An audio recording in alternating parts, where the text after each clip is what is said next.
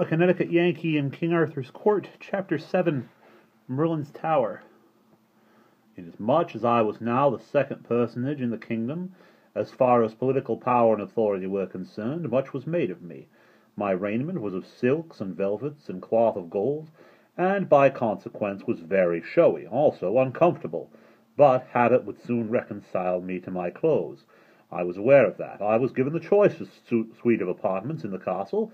After the king's, they were aglow with loud-coloured silken hangings, but the stone floors had nothing but rushes on them for a carpet, and they were misfit rushes at that, being not all of one breed.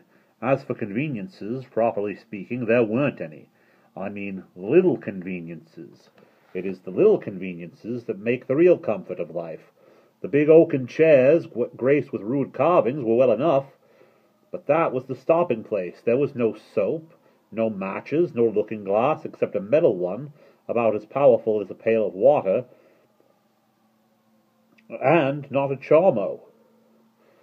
I had been used to chormos for years, and I saw now that without my suspecting it, a passion for art had got worked into the fabric of my being, and was become a part of me. It made me homesick to look around over this proud and gaudy but heartless barrenness, and remember that our house in East Hartford, all unpretending as it was, you couldn't go into a room, but that you would find insurance chromos. Okay, I don't know why I was saying charmos. But you couldn't find an insurance chromo, or at least a 3-color God Bless Our Home over the door, and in the parlor we had 9. But here, even in my grand room of state, there wasn't anything in the nature of a picture, except a thing the size of a bed-quilt, which was either woven or knitted. It had darned places in it, and nothing in it was the right color or the right shape, and as for proportions, even Raphael himself couldn't have botched them more formidably. After all his practice on those nightmares they call his celebrated Hampton Court cartoons, Raphael was a bird. We had several of his chromos. One was his miraculous drought of fishes, where he puts in a miracle of his own, puts 3 men in a canoe which wouldn't have held a dog without upsetting. I always admired to study R's art. It was so fresh and unconventional. There wasn't even a bell or a speaking tube in the castle. I had a great many servants, but those that were on duty lolled in the anteroom, and when I wanted one of them I had to go and call for him. There was no gas, there were no candles. A bronze dish half full of boarding-house butter with a blazing rag floating in it was the thing that produced what was regarded as light. A lot of those hung along the walls and modified the dark, just toned it down enough to make it dismal. If you went out at night, your servants carried torches. There were no books, pens, paper, or ink, and no glass in the openings, as they believed to be windowless, and no glass in the openings they believed to be windowless. They believed to be windows. It is a little thing, glass is, until it is absent. Then it becomes a big thing. But perhaps the worst of all was that there wasn't any sugar, coffee, tea, or tobacco. I saw that I was just another Robinson Crusoe, cast away on an uninhabited island, with no society but some more or less tame animals, and if I wanted to make life bearable, I must do as he did, invent, contrive, create, recognize things, set brain and hand to work, and keep them busy. Well, that was in my line. One thing troubled me along the first, the immense interest which people took in me. Apparently, the whole nation wanted to look at me. It soon transpired that the eclipse had scared the British world almost to death, that while it lasted, the whole country, from one end to the other, was in a pitiable state of panic, and the churches, hermitages, and monkeries overflowed with praying and weeping poor creatures who thought the end of the world was come. They had followed the news that the producer of this awful event was a stranger, a mighty magician in Arthur's court, that he could have blown out the sun like a candle, and was just going to do it when his mercy was purchased. And then he dissolved his enchantments, and was now recognized and honored as the man who had, by his unaided might, save the globe from destruction and its peoples from extinction. Now, if you consider that everybody believed that, and not only believed it, but never even dreamed of doubting it, you will easily understand that there was not a person in all Britain who would not have walked 50 miles to get a sight of me. Of course, I was all the talk. All other subjects were dropped. Even the king became suddenly a person of minor interest and notoriety. Within 24 hours the delegation began to arrive, and from that time onward, for a fortnight they kept coming. The village was crowded, and all the countryside. I had to go out 12 times a day, and show myself to these reverent and awe-stricken multitudes. It came to be a great burden as to time and trouble, but of course it was at the same time compensatingly agreeable to be so celebrated in such a centre of homage. It turned Brer Merlin green with envy and spite, which was a great satisfaction to me. But there was one thing I couldn't understand. Nobody had asked for an autograph. I spoke to Clarence about it. By George, I had to explain to him what it was. Then he said nobody in the country could read or write but a few dozen priests. Land, think of that! There was another thing that troubled me a little. Those multitudes presently began to agitate for another miracle. That was natural, to be able to carry back to their far homes and boast that they had seen the man who could command the sun riding in the heavens and be obeyed would make them great in the eyes of their neighbors and envied by them all. But to be able to also say that they had seen him work a miracle themselves, why, people would come a distance to see them. The pressure got to be pretty strong. There was going to be an eclipse of the moon, and I knew the date and hour, but it was too far away, 2 years. I would have given a good deal for license to hurry it up and use it now, when there was a big market for it. It seemed a great pity to have it wasted so, and come lagging along at the time when a body wouldn't have any use for it, as like as not. If it had been booked for only a month away, I could have sold it short, but as matters stood, I couldn't seem to cipher out any way to make it do me any good, so I gave up trying. Next, Clarence found that old Merlin was making himself busy on the sly among those people. He was spreading a report that I was a humbug, and that the reason I didn't accommodate the people with a miracle was because I couldn't. I saw that I must do something. I presently thought out a plan.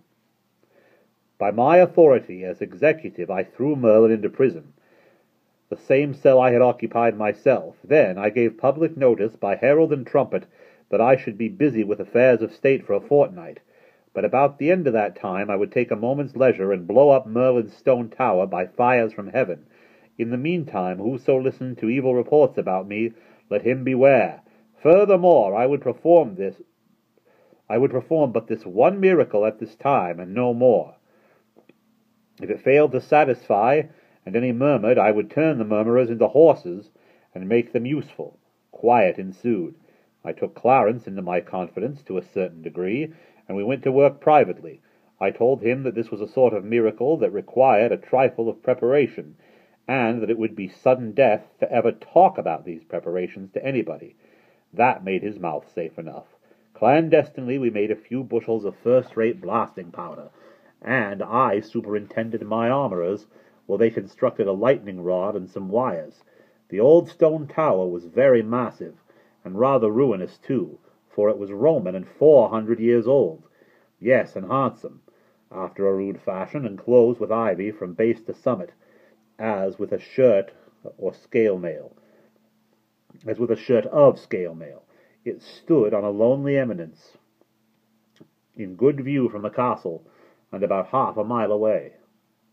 Working by night, we stowed the powder in the tower, dug stones out on the inside, and buried the powder in the walls themselves, which were 15 feet thick at the base. We put in a peck at a time in a dozen places. We could have blown up the Tower of London with these charges. When the 13th night was come, we put up our lightning rod, bedded it in one of the batches of powder, and ran wires from it to the other batches.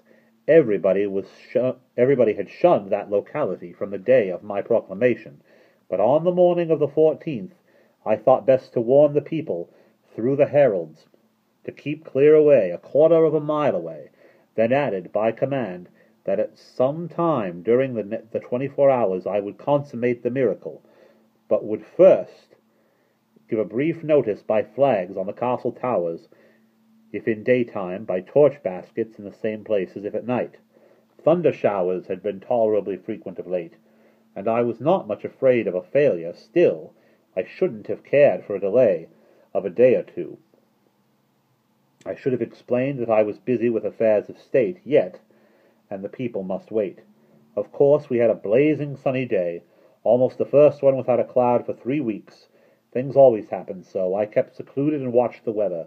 Clarence dropped in from time to time and said the public excitement was growing and growing all the time, and the whole country filling up with human masses as far as one could see from the battlements.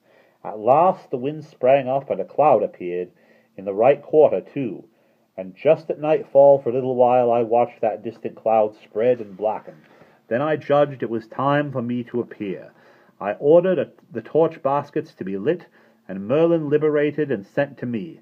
A quarter of an hour later I ascended the parapet, and there found the king and the court assembled and gazing off in the darkness toward Merlin's tower.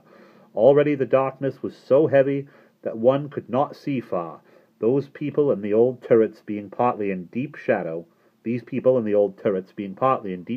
partly in the red glare from the great torch baskets overhead, made a good deal of a picture. Merlin arrived gloomy. I said, "You wanted to burn me alive when I had not done you any harm, and lately you have been trying to injure my professional reputation.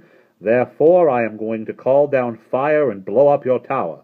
But it is only fair to give you a chance now. If you think you can break my enchantments and ward off the fires, step up to the bat. It's your inning." "I can, fair sir, and I will, doubt it not." He drew an imaginary circle on the stones of the roof, and burnt a pinch of powder in it, which sent up a small cloud of aromatic smoke, whereas everybody fell back and began to cross themselves and get uncomfortable. Then he began to mutter and make passes in the air with his hands. He worked himself up slowly and gradually into a sort of frenzy, and got thrashing around with his arms like the sails of a windmill. By this time the storm had about reached us. The gusts of wind were flaring the torches and making the shadows swash about. The first heavy drops of rain were falling. The world abroad was black as pitch. The lightning began to wink fitfully. Of course my rod would be loading itself now. In fact, things were imminent. So I said, "You have had time enough. I have given you every advantage, and not interfered. It is plain your magic is weak. It is only fair that I begin now."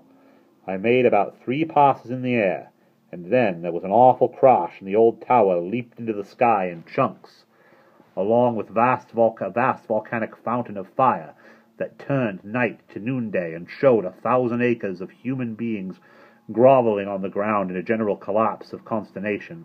Well, it rained mortar and masonry the rest of the week. This was the report, but probably the facts would have modified it. It was an efficient miracle. The great bothersome temporary population vanished. There were a good many thousand tracks in the mud the next morning, but they were all outward bound. If I had advertised another miracle, I couldn't have raised an audience with a sheriff. Merlin's stock was flat.